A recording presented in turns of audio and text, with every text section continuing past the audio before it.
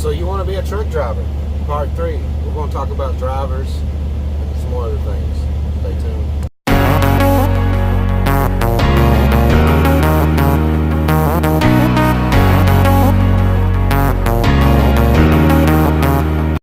Okay guys, out here, OTR, now I'm solo. But when you first starting out, you're going to be driving teams. Frustration level with traffic.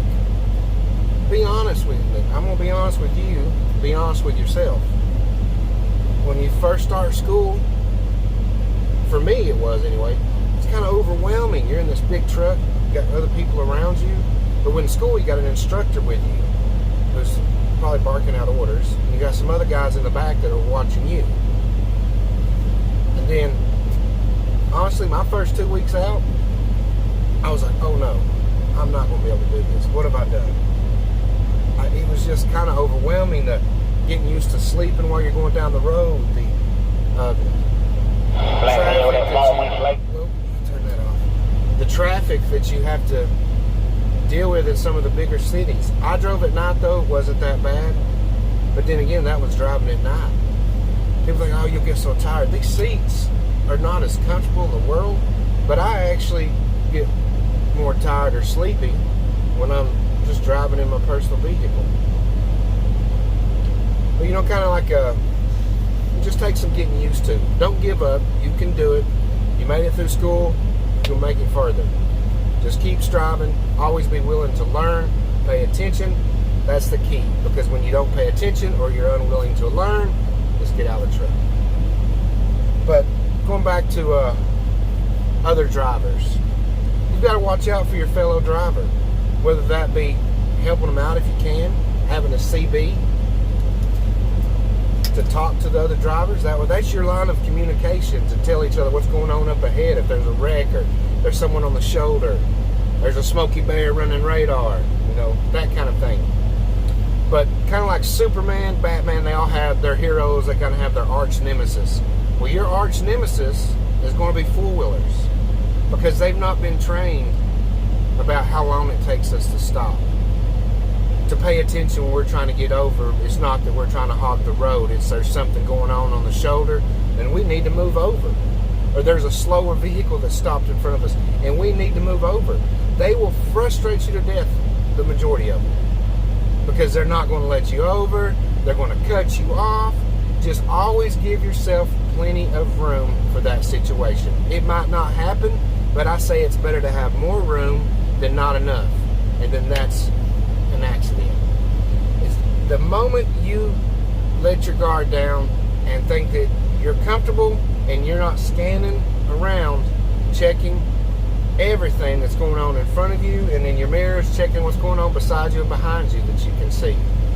You have to be vigilant in that. That is number one key to being safe driving. Getting enough rest. You know, these are things that come into play. And like I said, do your research, because you don't want to go with a company that is going to treat you like a number or is not going to take care of you. Like the company I'm with now. Okay, let's go. First starting out, the company I was with. If you took time off, you just lost money. So there was really no taking time off. But I was on a dedicated run, and me and my cousin would leave out Sunday night, and we'd be back Thursday evening. And so we'd be off Thursday night, Friday, Saturday, and then all day Sunday. But that was every week. That was a cushy position. But there was really no kind of perks, benefits. We got a fuel bonus. I think we drank good fuel that we split of like $50 a piece. The company I'm with now, I'm just 2 years today I've been with the company. So this is kind of something that's probably unheard of in the OTR trucking world, but I get a 2-week paid vacation time. I can take off or I can keep running and get the pay still. I got a year vacation last year for my first year with the company. It stops at 2 weeks, but hey, that's great. And plus I'll get a cent raise per mile. So it's not too bad, the company I work for. You know, we but you're going to have your deals. Like, right now I need to be moving and getting stuff done, but I had to take this load down here. Now, this is something I didn't want to do. I griped about it, to be honest. I pitched a fit, because it was silly to me that I'm having to take an extra day, do extra things that I have to do to bring this load, because it's a cold storage. And I'm going to tell you, out here in the cold storage, my appointment is at 10. I got here at 9:40. They told me to back here at this door, not to back into it, not to open my doors. They'll come and tell me when they want me to open the doors. It's 10 o'clock now. Still hadn't come and opened my doors. I'm a live unload. This could be an all-day venture. I already knew it was going to be. But either way, it sucks. Sometimes it sucks in trucking. Like I said, I'm not painting a cushy picture. I just want you to do your research and make sure that this is something you want to get into. It's great when everything goes smooth. I mean, you're riding across the open country, going to different places that you've never been, seeing different things that you've never seen.